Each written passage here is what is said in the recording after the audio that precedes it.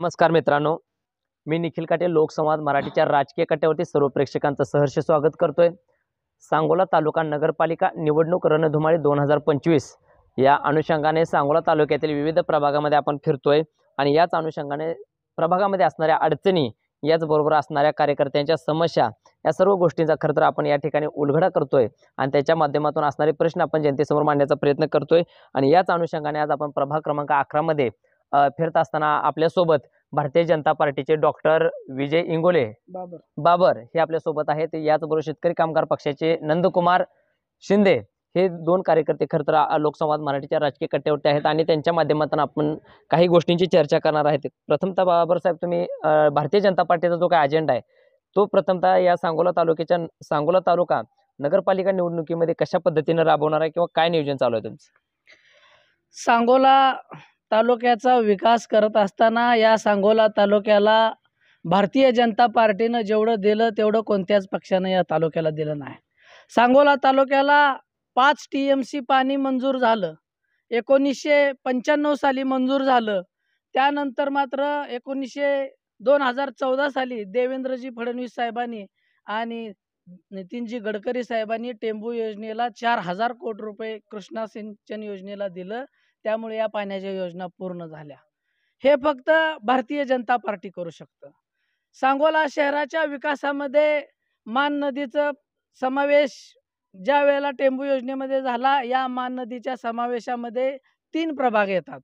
त्या 3 प्रभागामध्ये बऱ्यापैकी लोक शेतकरी आहेत आणि त्या शेतकऱ्यांना या मान नदीचं पाणी मिळतं। सांगोला शहराला मान नदी वाडेगाव येथे विहीर असून पाईपलाईनीमधून एकदम स्वस्त आणि कमी पैशामध्ये जे पिण्याचं पाणी मिळतं ते वाडेगावमधून सांगोला शहराला येतं। हे फक्त भारतीय जनता पार्टी करू शकते। परंतु आता ह्या निवडणुकीतला जो प्रामुख्याने तुमचा अजेंडा असणार आहे तो काय नेमका ठरलेला आहे? त्याचबरोबर सांगोला शहराचा रस्ता सध्या भुयारी गटार योजनेमुळे संपूर्ण रस्ते उखडलेले आहेत आणि या रस्त्यासाठी किमान 100 कोटी रुपये लागणार आहेत। सांगोलाचा नगराध्यक्ष जर कमळाचा झाला तरच या सांगोला तालुक्याला भरभरून निधी येईल, कारण इथं पालकमंत्री भाजपचे आहेत, मुख्यमंत्री भाजपचे आहेत आणि असं असताना या सांगोला तालुक्याला जर भरभरून निधी आला तर शिक्षणाची व्यवस्था, आरोग्याची व्यवस्था आणि पाण्याची, रस्त्याची, विजेची या सर्व समस्या फक्त भारतीय जनता पार्टी सोडवू शकते। कारण या सांगोला तालुक्यामध्ये आमदार शहाजी बापू पाटील यांचं ज्या वेळेला राजकारण असतं त्यावेळेला आनंदभाऊ माने कुठं होते?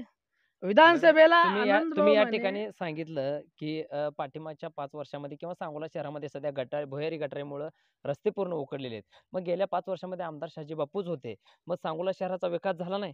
सांगोला शहराचा विकास नक्कीच झाला, परंतु त्यापेक्षा अजून जास्त पटीनं विकास करायचा असेल तर आपल्याला भारतीय जनता पार्टीच्या कमळ या चिन्हाचा युती बघितलं तर भारतीय जनता पार्टी आणि एकनाथ शिंदे साहेबांचीच आहे वरती युती एकच आहे।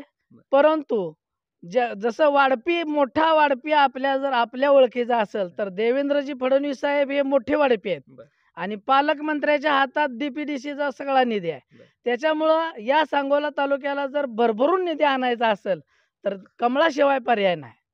म्हणजे बापूमुळे निधी तालुक्याला आलेला नाही असं तुमचं मत आहे? बापूंनी निधी आणला, त्यांनी सर्वांनाच मान्य आहे ना।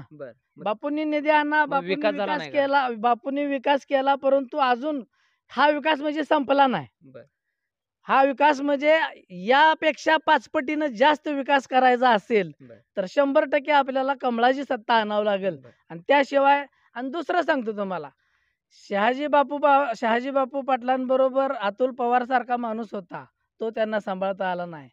अतुल पवार आपल्यासोबत शेतकरी कामगार पक्षाचे नंदभाऊ शिंदे हे देखील आहेत आणि त्यांच्याकडून सुद्धा खरं तर बघितलं तर तुम्ही शेतकरी कामगार पक्षाच्या माध्यमातून माजी सभापती, पंचायत समिती सभापती म्हणून सदस्य म्हणून त्या ठिकाणी पद भूषवलेलं आहे आणि तुमची जी काय तर रणनीती सुरू आहे, तुमची शेतकरी कामगार पक्षाची रणनीती कशा पद्धतीने सुरू आहे सांगोल्यामध्ये?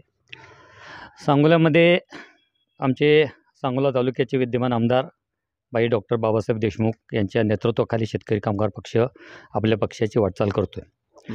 ही वाटचाल करत असताना जो आमदार साहेबांनी निर्णय घेतलेला आहे, भारतीय जनता पार्टीला बरोबर घेऊन भारतीय जनता पार्टीच्या माध्यमातून या शहराचा विकास, रखडलेला विकास पूर्ण करण्याची जबाबदारी या ठिकाणी आमदार म्हणून नैतिक जबाबदारी आमदार साहेबांची आहे. ह्या दृष्टिकोनातूनच ह्या आघाडीला त्यांनी असं फारसं बळ दिलेलं आहे. तुम्ही सांगितले की विकासासाठी सांगताय तुम्ही की आमदार साहेबांनी हा निर्णय घेतलाय, परंतु खरं तर बघितलं तर स्वर्गीय आबासाहेबांचे विचार याच्या माध्यमातून डॉक्टर बाबासाहेब देशमुख यांनी मारले असं खरं तर जनमानसामध्ये बोललं जात आहे. मी ह्या गोष्टीकडे कसं बघताय? नाही, असं काय विषय नाही.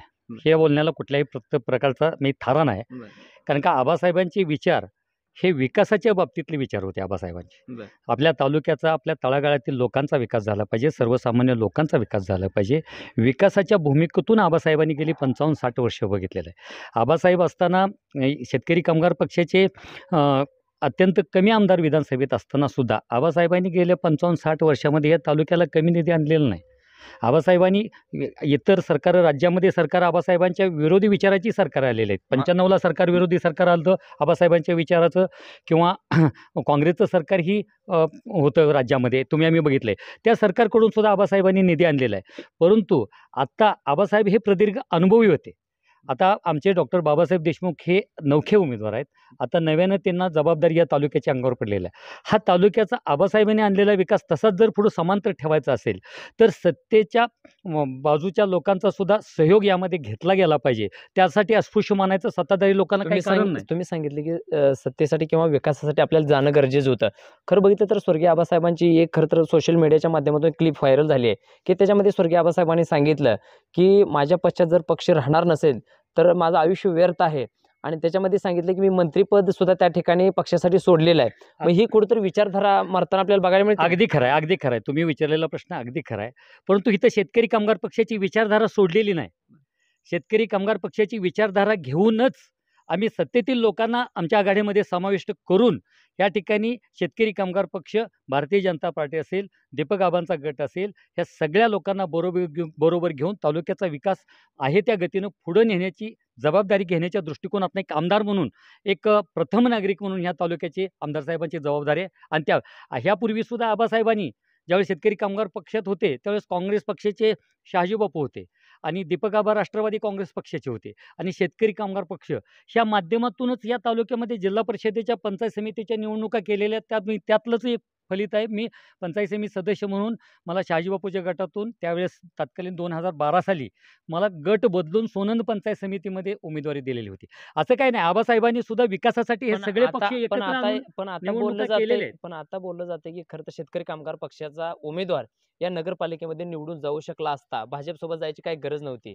परंतु पक्ष भाजपसोबत गेल्यामुळे शेतकरी कामगार पक्षाचे कार्यकर्ते नाराज झालेले आहेत किंवा भावनिक झालेले आहेत. नाही, असं कुठलाही विषय नाराज होण्याचा विषय नाही. काळानुसार बदलावं लागतं. पूर्वी टायपिंग मशीन होती, टायपिंग मशीन नंतर कॉम्प्युटर आलं आणि आता AI आलंय. बदलत्या जगामध्ये बदलावं लागतं तरच या शहराचा विकास पण होतो. एका बाजूला जर बघितलं तर शेतकरी कामगार पक्षाचे जयंत पाटील आहेत, त्यांनी सुद्धा एक भावनिक पोस्ट केली की बाबासाहेबांनी असं करायला नको होतं. मग ह्या गोष्टीकडे कसं बघताय? असं काय नाही, राज्यामध्ये आता तुम्ही इतर ठिकाणी बघा. तुम्ही ज्यावेळेस शिंदे शिवसेना असेल, शिंदे गटात साहेबाची, त्याचबरोबर देवेंद्र फडणवीस भारतीय जनता पार्टी असेल, हे दोघं सत्तेत, अजितदादांचा राष्ट्रवादी पक्ष असेल सत्तेत, जर राज्यामध्ये एकत्र ठिकाणी राहत असताना सुद्धा काही नगरपालिकामध्ये महाराष्ट्रात चित्र तुम्ही बघताय, तुम्ही रोज फिरणारी माणसं आहे तुम्ही, तर वेगवेगळ्या ठिकाणी अशा त्या स्थानिक कार्यकर्त्यांनी एकत्र येऊन आघाड्या केलेल्या तुम्ही आम्ही बघताय. बघा, इथं कोल्हापूरमध्ये जा, तुम्ही पंढरपूरमध्ये जा, उद्धव ठाकरे साहेबांची शिवसेना, शिंदे साहेबांची शिवसेना एकत्र काम करताना तुम्हाला दिसेल. मग तिथल्या लोकांनी अशाच नाही, तिथले स्थानिक प्रश्न जे काय आहेत, स्थानिक प्रश्न सोडवण्याच्या दृष्टिकोनातून स्थानिक कार्यकर्त्यांनी तिथं बसून केलेली आघाडी असते, आणि त्या आघाडीचा असा फार मोठा गवगव करायचे काही कारण नाही. हा विकासाच्यासाठी केलेली आघाडी आहे, आणि शेतकरी कामगार पक्षाचा हा इथला मोठा भाव आहे. शेतकरी कामगार पक्ष हा सांगोला तालुक्यातला मोठा भाव आहे. मोठ्या भावाची नैतिक जबाबदारी आहे की आपल्या सर्व सहकार्यांना बरोबर घेऊन तालुक्याचा विकासाचा रथ खऱ्या अर्थानं पुढे नेण्याची जबाबदारी ही आमदार म्हणून डॉक्टर बाबासाहेब देशमुख खरं तर प्रचाराची जी काही यंत्रणा आहे ती तुमच्या खांद्यावरती बऱ्यापैकी दिलेली आहे, आणि तुम्ही जो काही विजयाचा गुलाल असणार आहे किंवा तो रणसंग्राम असणार आहे तो कशा पद्धतीने आखलेला आहे, आणि विजयाच्या गुलालाच्या दिशेने तुम्ही कशा पद्धतीने वाटचाल करताय सध्या? निश्चितच या ठिकाणी तुम्ही आम्ही गेले 50-60 वर्ष आबासाहेबांच्या नेतृत्वाखाली राजकारण केलेलं तुम्ही आम्ही बघितलेलं आहे, उघड्या डोळ्यांनी बघितलेलं आहे. ह्या तालुक्यामध्ये कुठल्या प्रकारच्या जातीय दंगली घडलेल्या नाहीत. सर्व समाजातील सर्व समावेशक लोक एका ठिकाणी गुण्यागोविंदानं नांदलेले तुम्ही आम्ही बघितलेले आहेत. निवडणुकीपुरत्या निवडणुका करून नंतर समाजाचं हिताचं राजकारण करण्याची नैतिक जबाबदारी आबासाहेबांनी पूर्वी स्वीकारली होती आणि तीच जबाबदारी आता डॉक्टर बाबासाहेब देशमुख आमदार म्हणून त्यांनी खांद्यावर घेऊन सगळ्यांना सामावून घेऊन हे आपल्या तालुक्याचा शहराचा विकास करण्याची जबाबदारी घेऊन ते पुढे वाटचाल करत आहेत. तर आपल्यासोबत हे खरं तर नंदुभाऊ शिंदे होते आणि त्यांनी सांगितले सांगोला तालुक्याच्या विकासासाठी डॉक्टर बाबासाहेब देशमुख जे की सध्याचे विद्यमान आमदार सांगोल्याचे आहेत आणि त्यांनी जी काही भूमिका घेतलेली आहे ती फक्त विकासाच्या दृष्टीने असणार आहे आणि जो विजयाचा गुलाल देखील असणार आहे, जी रणनीती असणार आहे, ती आम्ही योग्य पद्धतीने घेतलेली आहे अशी या ठिकाणी त्यांनी भावना व्यक्त केलेली आहे. धन्यवाद.